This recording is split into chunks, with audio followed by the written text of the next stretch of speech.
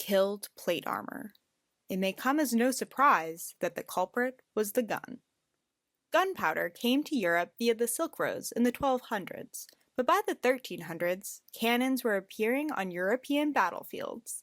By the 1400s, they were so effective that stone-walled castles became obsolete. Firearms took a bit longer to develop. There you go. The earliest firearms had to be lit by hand, but after 1500, ignition systems like the matchlock and wheel lock simplified the process.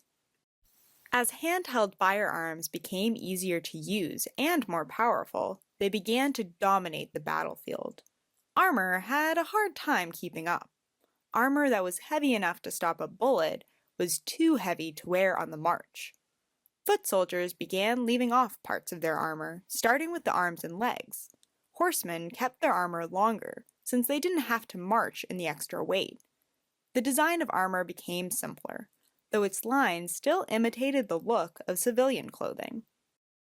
By the late 1600s, armor was largely gone from the battlefield, except for siege operations and a few specialized types of cavalry.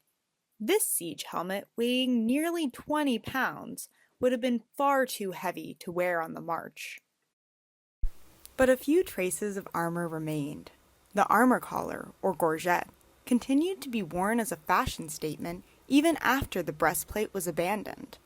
A reduced version was still in use at the time of the American Revolution as a badge of rank, and the dress uniform of soldiers today still features a shoulder braid that once served to tie a knight's armor in place.